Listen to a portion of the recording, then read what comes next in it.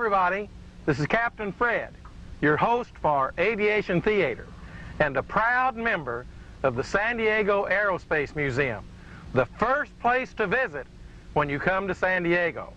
We have a good program for you today, and we'll get started right after this important message.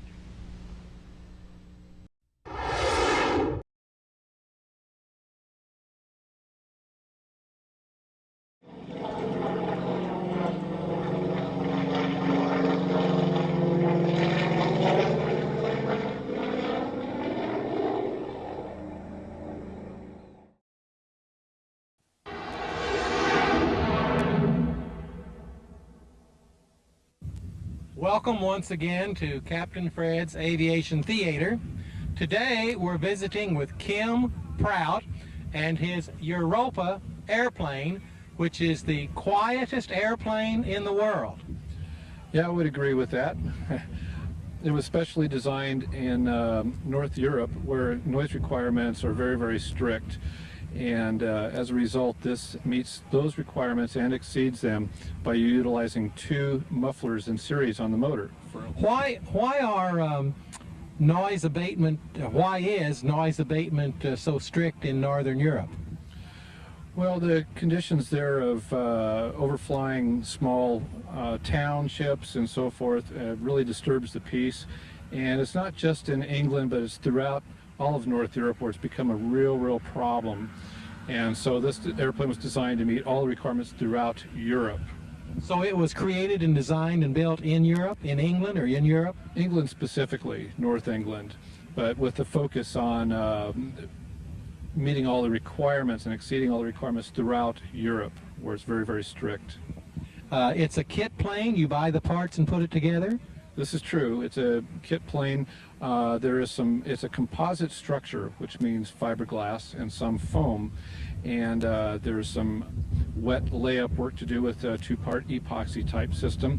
But more and more of the pieces now are being manufactured pre-molded. So sort of like a giant airplane kit, or like a plastic model. It's 4 or 5 big pieces that you stick together? Yeah, it sort of appears that way. Obviously there's more detail that goes into it, but you see the large pre-molded sections and it looks like a giant kit, a giant model airplane.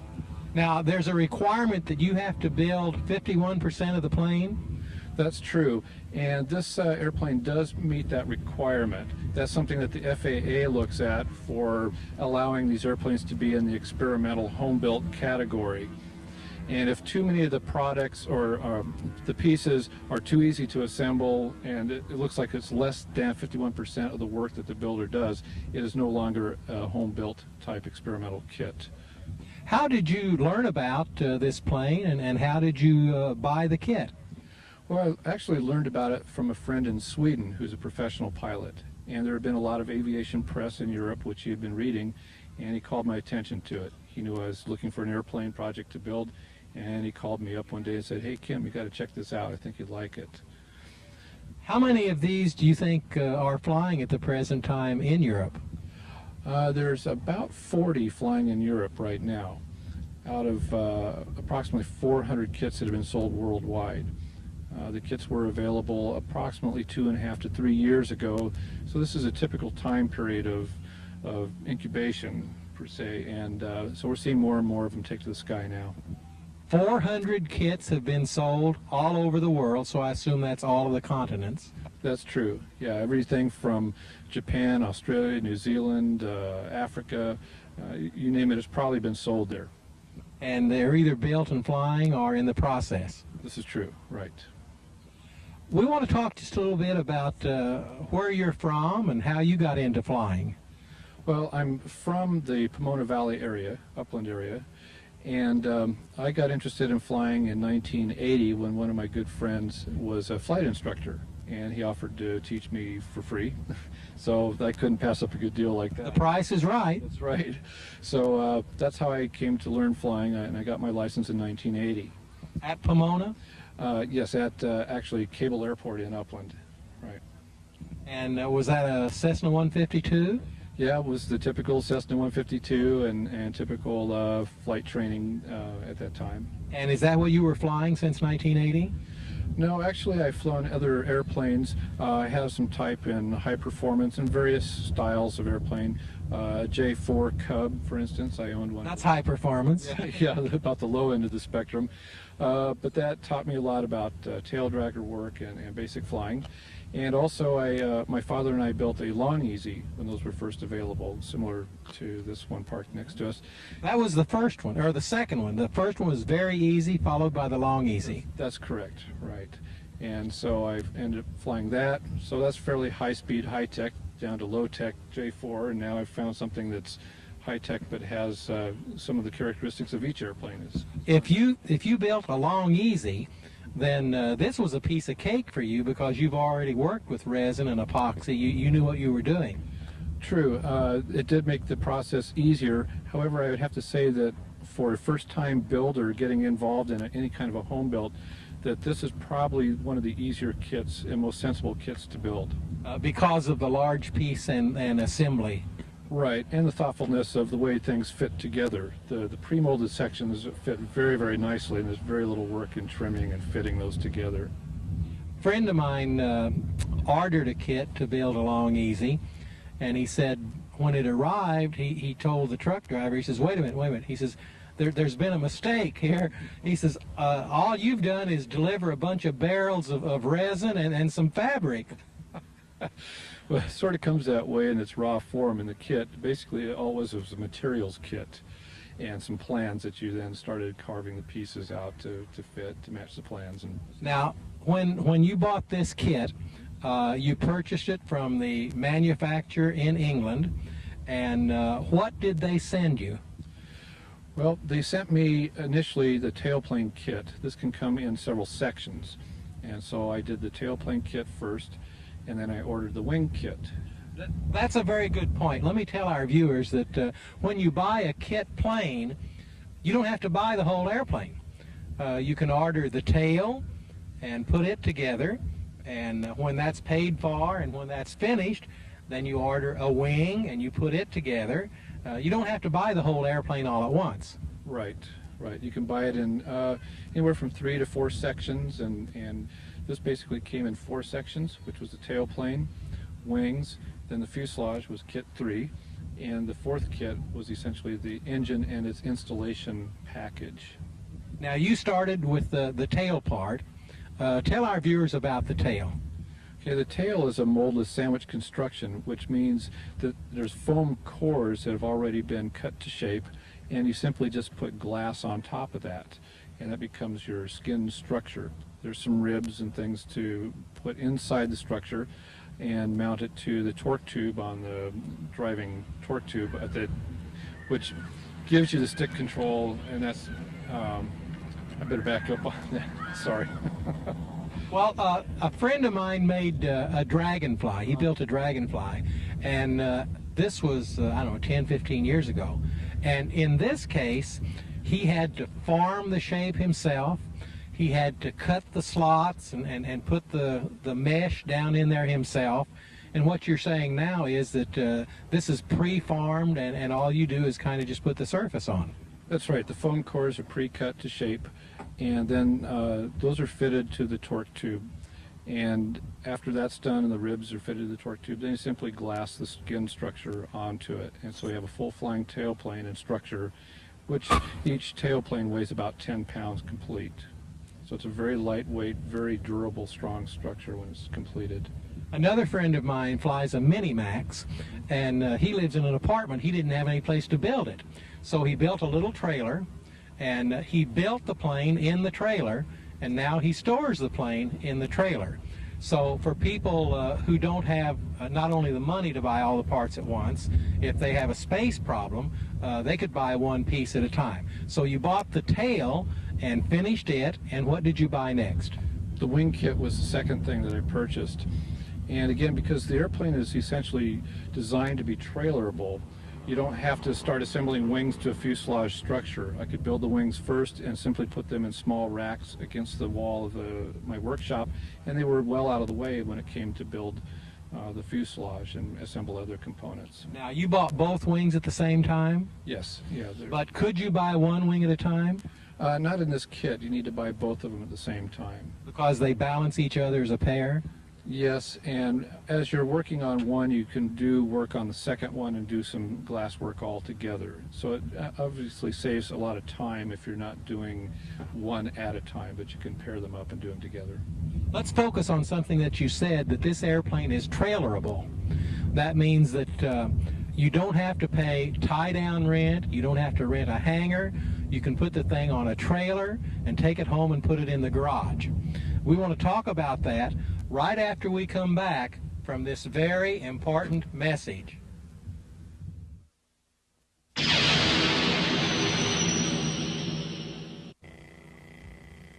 Welcome back to Captain Fred's Aviation Theater. We're talking about the Europa, and tell our viewers again the good features about having an airplane that can be put on a trailer. Saves you a lot of money. That's true. Where hangar space is expensive, typically throughout all Southern California, it's nice to be able to put it on a trailer and tow it to a workshop or home. Essentially, it will all fit in a single car garage, so it doesn't take up much space at home, and certainly saves anywhere from $300 to $400 a month in hangar rent, which is very typical in the area.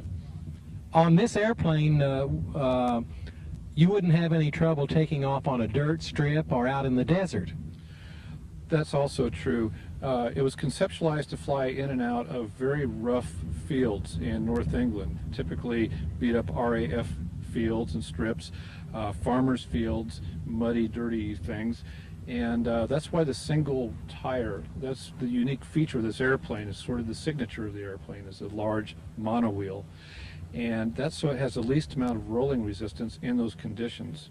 That's a very unique feature, that it has one landing gear, it's a one retractable wheel, and the less wheels you have to clog up, the less mud you clog up with. That's true, and it's not just a matter of clogging it up, but it actually rolls much faster and easier with one wheel instead of two or three out there that are just constantly dragging the airplane to a point where maybe you can't even take off. Less drag, less friction. I was thinking about landing that would clog up, but take off too. True. Some of the airplanes that have been tested, there is a tricycle version available in this Europa for more traditional types of fields and flying like people like to do. And in testing the airplanes side by side in muddy fields and grass strips, they found that the monowheel will get out where the tricycle gear cannot, just because of those reasons we discussed. It also has two outrigger type rollers on the wings. When I looked at this airplane, it reminded me of gliders. I learned to fly in gliders, and a glider has one wheel under the belly, and then it has the rollers out on the wingtips. So this has one wheel, but it's a large wheel, and then it has the rollers out on the wingtips. Would you explain the rollers on the wingtips to the viewers? Sure. To keep the airplane balanced or from tipping on a wingtip, because it's like a motorcycle in a way, it would tip over if it didn't have that. That gives it the lateral stability, lateral support at the wings. Those are called outriggers, and the little wheels on there are just large enough to be able to drag it across the ground easily, and they do retract in flight, so it cleans the airplane up and they're not sticking out in the air the whole time while trying to fly. The outrigger wheels are almost like a roller skate wheel. Yeah, they're a little larger than that, but actually where I got them was from a tool cart. Or a grocery shopping cart, something like that? Yeah, they don't have to be anything special. They just are wheels that roll easily on bearings, and that's it. They're not really touching the ground. There's no weight of the airplane really bearing on them. It's just for balance. Just for balance. Now, the single main gear retracts, and the two outrigger wheels retract, and that leaves one little tail wheel, which you've done something special with. Would you tell our viewers about that? Yeah, well, normally the tail wheel just sticks out in the air by itself, but my father and I, my father helped me a lot on the project, he designed the tail wheel fairing, and I built it and installed it, and sure enough it saves about 2 or 3 knots of airspeed. So this wasn't part of the original kit or plan, you did this yourself? That's true, and there's some other fairings that we put on this airframe to clean things up a little bit, to create a little less drag and gain a little more airspeed. These are called modifications on future models. Incidentally, is this an A or B or what is this? Well, this is just the original Europa design, and there's a few other versions, but they're not lettered A, B, C, or D. On future versions, do you think they would incorporate your fairing on the tail wheel? Yes, to gain the speed that they're looking at in the newer versions, they have to clean them up by putting fairings on, and they will be utilizing my tail wheel fairing for that. All right. You said that you skunked the noise machine here at Torrance Airport. Let's tell our viewers what noise abatement is and what you have done with their noise abatement equipment here. Okay. Well, noise abatement is more like a process here where airplanes are measured in a noise level, and the abatement is to reduce that noise level, either by flying with a little less power on takeoff or controlling the engine in such a way that it's less noisy. This engine was designed to be very quiet with the muffler system that it has. The propeller itself is very quiet, and so when I flew down here last year, I made arrangements with the noise abatement people here at the City of Torrance to fly over the monitors and test the airplane and see what kind of noise level we got. And it's a stealth airplane.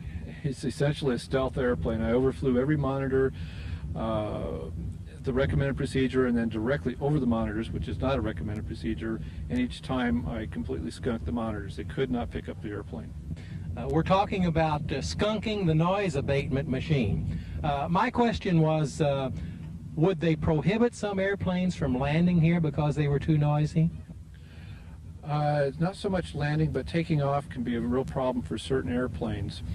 And if the noise monitor level is broken above a certain point, it's an automatic fine. So there's a great incentive to fly quietly here. And it's not just at Torrance, but this is existing at numerous airports in Southern California as well. So they wouldn't prohibit you from taking off or landing, they would just fine you. True.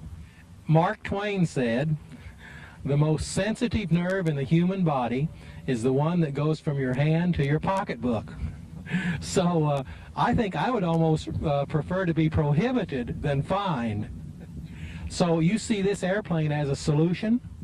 Yes, I do. And there's other things that are can be a solution too. As responsible home builders and experimenters in aircraft, we can do more to create quieter aircraft. All right, let's talk about this engine that powers this quiet airplane and about the propeller. Let's start at the nose. Is it a carbon fiber propeller? It is a carbon fiber propeller. It's manufactured by Warp Drive in Iowa. Part of the design of the propeller that's important is it has a tapered blade, and that's to keep it quieter. The other feature on this airplane obviously is it's a three-bladed propeller, which tends to be quieter as well. And it also, in this case, adds more ground clearance for me on rough fields and takeoff, things like that. I can clear larger objects and grass berms and things with it. And in addition to that, you told me that it's ground adjustable. Would you explain what that means to our viewers? Yes. Ground adjustable means that I can take off the propeller spinner While you're on the ground. while I'm on the ground and lightly unbolt. That was a sample of noise abatement, okay? So you're on the ground. I'm on the ground, and with loosening up some of the bolts around the propeller blades, I then put a protractor on the tip of the blade and rotate it until I get the exact pitch that I want. And I do each blade that same way, match them up, and then torque it back down. It's like having a whole series of propellers available to me. In any degree that you want. Right, in any degree I want.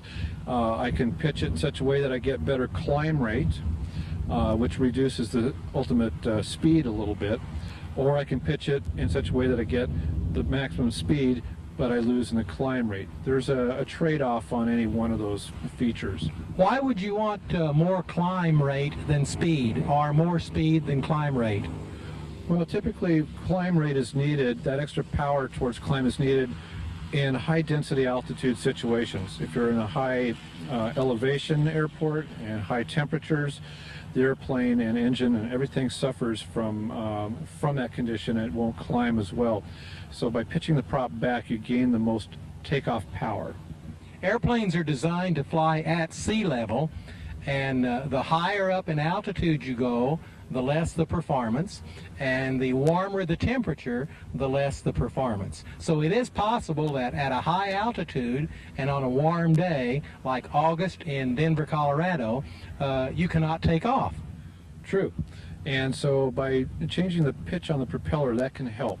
It may not totally satisfy the problem, but that's the best way to adjust the power, is through the propeller. Okay, moving back now from the propeller, we come to the power plant that powers this super quiet airplane. What kind of a magic engine, it's not giant rubber bands, I know, but what kind of a magic engine do you have in there that is so quiet? It's manufactured by Bombardier Rotax in Austria. It was designed as an aircraft engine. It's very small. It's only about 1,100 cc's in displacement, about 70 cubic inches, and it develops 80 horsepower. It's a four-cylinder, Whoa, wait a minute. Yeah. 80 horsepower? That thing's the size of a box of Ritz crackers. It is small. The engine only weighs about 123 pounds. The unique feature of it is that it is liquid-cooled, and therefore it's thermally very stable and thermally efficient. I want to hear more about that Rotax engine right after we come back from this very important message. Welcome back to Captain Fred's Aviation Theater. Now, this Rotax engine and the muffler we need to cover before the end of the program. Tell us about the engine. Okay, the engine is a four-cylinder, four-stroke, horizontally opposed motor that's liquid-cooled. This gives it better thermal efficiency and thermal stability. Liquid cool means it has a radiator. It's true. This airplane uses two radiators in series to keep the Prestone cool. I also have an auxiliary oil cooler, which keeps the oil cool as well. In series is very important because the muffler system is the same way. Yeah, the muffler system is two mufflers in series, which makes it ultimately very, very quiet. Now, tell our viewers that's not double mufflers. Two mufflers in series, it's not double mufflers. True, they're not in parallel. All the cylinders run through first one muffler, and then that all goes through a second muffler. So it's like having two filters. It runs through one filter, and then it runs through the other filter. Exactly, right. Is there anything else you'd like to tell our viewers about this beautiful airplane? Well, I can say I'm a very satisfied owner, and it does everything that the company has promised. I'm very happy with the overall performance and economy. Not only is it one of the quietest airplanes available, but it's probably one of the most economical. Fuel-wise, I get 55 miles to the gallon at my best economy cruise. Now, you mentioned the other day when we were talking, you got it down to 2 gallons an hour. It burns 2 gallons an hour. Yes, 2.0 gallons per hour at 110 miles an hour for 55. Now, wait a minute. 110 miles an hour, burning 2 gallons of gas per hour. That's exactly right. And it's also designed to run on automobile fuel, unleaded automobile fuel. So the cost comes down on fuel, but also environmentally, it's much, much cleaner. So it's a winner all the way around. Well, I think it is. I think it was well engineered and well thought out. It's incorporated a lot of features in the design. It was very thoughtful about the noise and the economy and the characteristics of the airplane and affordability. And that's why I'm a happy owner. Now, building it, would you say that it's hard, easy, moderate?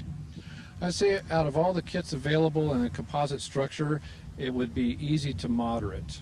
It's one of the more simple kits to build and one of the more thoughtful in the quality control and the way things fit together. So could somebody build it as a starter for their first home-built airplane? Yeah, in fact, I would recommend it as a first-time project. It's one that you can afford to build, and when you're done with it, it's a keeper. Thank you very much for being with us today. This is Captain Fred, your host for Aviation Theater. Well, that's our show for today. We hope you enjoyed it. We certainly enjoyed bringing it to you. I'd like to thank the San Diego Aerospace Museum, the first place to visit when you come to San Diego, for bringing Aviation Theater to you. Until next week, this is Captain Fred saying, God bless America and happy landing!